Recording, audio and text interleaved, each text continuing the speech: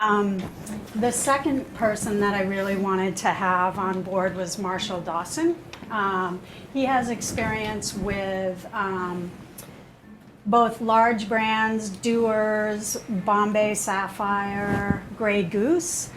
And while he loved all of that, he decided to step to the side and create his own brand, Jardesca California Aperitiva. And he's going to talk to us about cultivating the relationship with the distributors when he was with the larger brands versus what he does now with his own independent brand and how to do that successfully. What I'm going to talk about is being an effective distributor partner. What's interesting about that for me is the words effective and partner, okay? When we talk today. So for me, this is a how-to, and the question is it just a quid pro quo, or are you asking the questions that matter? So I don't know, can you see that comic? It says, mind you, this isn't to be considered a quid pro quo. How many of you work with distributors? Come on, I know. Ever feel that way? Do we remember the definition of a quid pro quo? A favor, advantage granted, or expected in return for something. Pay to play? Pay to play happens at all levels. Pay to play happens at all levels. But you know what? It doesn't work. In fact, it only works if you have really deep pockets and eventually it catches up to you, because what happens is you're big, you have these other brands, some of which we've worked on collectively. And then what happens? The world changes and a bunch of authentic smaller people come along and they start to nip at your heels and eat your lunch, and then brands you used to work on, you watch do this, right? So that's happened. I've been in the industry 30 years. I started on the agency side. I worked for a company called Hiram Walker, if any of you have ever heard of it, long ago. I actually have two businesses. I have a consultancy called Deviate Marketing, and I'm going to talk like my consultancy person today about my brand, which is Jardesca. So Jardesca is a California aperitif we make in Sonoma. It's a blend of 3 California wines and a botanical enlivened spirit, okay? It's interesting that you talked a lot about bartenders, because one of the interesting trends that is happening in the world is a whole bunch of places that serve alcohol that don't have anything remotely like a bartender. Anybody ever go to a beer and wine account anywhere? Maybe? Bartenders there? No bartenders there. So if they want to pour drinks, what do you have to do? Make it really simple, make it easy, teach them how to do it, right? Have a relationship like you were talking about. So the right thing is to ask the right questions. So it doesn't matter if you're at a big guy or a little guy. It's about context, the situation you're in, what you're trying to do, all that. Traditionally known as, analysis when you're writing a business plan, all that fun stuff. But it's the context, and it's about leverage and how you get leverage. And then you see my little note, that in relationships, because really the only way to navigate the whole thing, no matter what anybody ever says, is relationships. I love it when people talk about the distributor. Who is the distributor? It's a bunch of people. Like, my brand doesn't work with the mysterious distributor.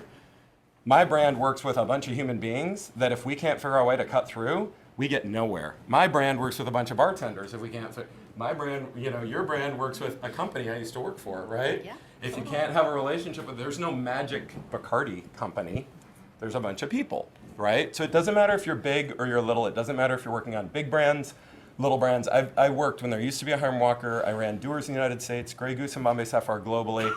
And I put Dewar's 12 over there because even when we launched Dewar's 12, that was a little guy in the context of the industry. You have to understand your context.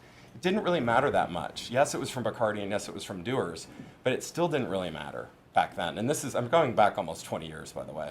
I feel old when I do these. Or you might be in the wine industry where I do a lot of consulting because I live out in Sonoma with 3 Sticks, which is this beautiful wine made in Sonoma, or Alexander Valley Vineyards, which is slightly larger. You still have to understand your context. What's your scale? Who are you going after? And who are you trying to get to? So yes, bartenders might be right, or somms might be right if you've got a wine, or people that have no clue at all about products that are working in beer and wine accounts might be right, and your context has just completely changed. So therefore you have to ask your question, right? Who am I going for? And therefore, who am I trying to get through with a distributor? Because everyone says this magical distributor. Every distributor has multiple houses. Some of them are spirits, some of them are wine, some of them are beer, some are beer and wine, some are wine and spirits, some are craft, right? There's huge distributors, there's little distributors. So the first thing is you got to say, what's my context and where am I going? Or if you launch your own brand like Jardesca, right? Even new products like Jardesca, anybody know how many wineries there are in the United States now? There's over 8,000 wineries. That's not brands. Wineries. Now the cool thing about my product is we cross over from wine to spirits. It's used in mixology. It's amazing in fresh mixology. But it's also legally a wine, so I can serve it to wine. So I had to make something that somms would like, but then bartenders could discover how to use or whatnot. But still, very, very different context. So the other thing that's interesting for me is from a leverage perspective, is if you're in a category, so we launched Jardesca 5 years ago. You guys probably heard of a drink that's kind of popular now called the Aperol Spritz. Anybody? It's like, they're selling a few of them. A little bit of press, right? 7 years ago, Aperol in the United States was like 10,000 cases. Now it's trending over 200,000 cases. We launched Jardesca 5 years ago because we saw low alc, we saw this stuff coming, right? From a brand perspective, from a personal perspective, it was because I love it and it's more than wine, it's less than spirit, and it's Hardin or Jardin, it's Esca, it's fresh from the garden, and that's where I live in the where the vineyards meet the garden. So it's all a very personal thing, like any of our brands we create, right? But if you're my context, is my context different today than it was 5 years ago? Sure. My context is completely, utterly different today than it was 5 years ago. 5 years ago, people didn't look at me and say, what is it? They looked at me and said, why did you make this? Now what's my context? We just talked about a little brand that's selling a couple drinks called Aperol Spritzes. Well, I can tell you unequivocally, we're completely differentiated. We make beautiful spritzes. We can be served in beer and wine accounts. And what do I get to say to my distributor now? You want to make some money on something called a spritz in beer and wine accounts in California? Anybody know the number of beer and wine accounts versus spirits accounts in California? There's almost 25,000 beer and wine accounts in California. There's about 16,000 liquor accounts. The growth is in beer and wine accounts. Why? Because you can get the license. So you change your context, the world changes around you, and therefore you get to change your leverage. So if you guys want to think about being a distributor, having a distributor partner, my first question is, do you want a partner? Have a quick read of partnership there. It's real fast. Word person comes up 3 times in the definition you pull from online. So the first thing is we might be thinking about people. A member of a partnership, especially in a business. You probably have partnerships in your personal life. Maybe you do. Maybe you don't. But you have to ask yourself, do you want to be a partner or do you want to be a supplier? Because those things are very, very different, just so we're aware. Like, completely different. And by the way, a supplier, strangely, is almost easier to be than a partner. It doesn't mean you're going to be successful. But if you want to be a partner with a distributor, you got a lot of questions you have to ask yourself. One of these is, can I find a partner, and would they want to? I'm sure nobody that has their own brand here has had that issue, right? Because every distributor wants every brand that everyone ever launches, right? There's not how many SKUs every day of our lives, right? The second is, why should they care? And the third is, what else can you bring to the party? So I say the first is context, which is, can you find, and I put in parentheses, create a partner, and that you better choose wisely, because the real question is, what criteria are you going to use? And I put a little joke down here, shared values gasp, because nobody ever wants to talk about shared values, which is interesting to me. But there are distributors that are different. There's big distributors, there's little distributors. There's people that, we like to talk about all the massive ones, right? Are they the biggest? Do they match your scale? What about what distribution are you going for? If you are going for mixology, then it's pretty important that they have those accounts. If you are going for wine, that's something different. If you are truly a consumer play, right, where you're gonna buy, there's plenty of brands in our industry that consumers buy and they don't really taste them on premise. There's a lot. Right? So are you going off premise? So what you got to ask yourself those right questions and decide what your criteria is going to be. And part of that is figuring out your leverage and why they'd want a partner, which I always go back to purpose, which is, okay, the reason for which something is done or created or why it exists. Do you actually know your why? Do you know what you made and why it exists versus anything else on the planet? Right? I do what that no one else does. That's your why, right? So one of my favorite things is, to me, there's 3 positionings in the world, and I've done a bit of branding in my life. One is, anybody want to guess? It's the easiest one. It's the cheapest. So that's one positioning. One is the best. Am I going to be the best? And the other is the only. The holy grail is the only. And even places where you look at categories and people have categories and they end up pointing to a certain brand, that brand, I worked on Bombay Sapphire. And remember what was going on in gin when Bombay Sapphire was growing? Yes. It wasn't because of me, by the way. Michelle Roux created it. I had a fun run. Gin, this for 20 years, folks. If I showed you the chart, you go, no way I'm getting in that category. Bombay Sapphire, this for 20 years. I used to show it that way. You know what people go, I get in that category.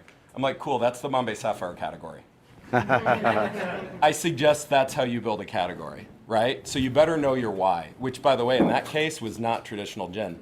And then separately, why should they care? Do you know what you bring to the party in addition to your why? There's got to be something else. Have you thought through your business, what your company does, your brand, your products, and who is what you make made for? So I pulled this from the internet, is steps to bring together different groups of friends for a party. Because you always should show up with something, right? And if you show up with something cool and something no one was expecting, they like you more than if you show up with the obvious stuff. So ask yourself, why the hell should they care? And it's not because they're going to make money, because who's a brand person in here? Any of your brands valued at $1 billion or over? Okay, so is the distributor going to make a bunch of money on your brand? Honestly? Really? Like, look at their billings? No, they need another reason. They need another bunch of reasons, by the way. So my thing is, this is my favorite picture, which is versus, big fish, small pond. I like the goldfish bowls really illustrate it. By the way, hint, you want to be the one on the left. Right? You actually want to be that guy. So what else can you do, and how do you create leverage? So for me, you need to do that. Go back to the partnership question. What are they trying to do?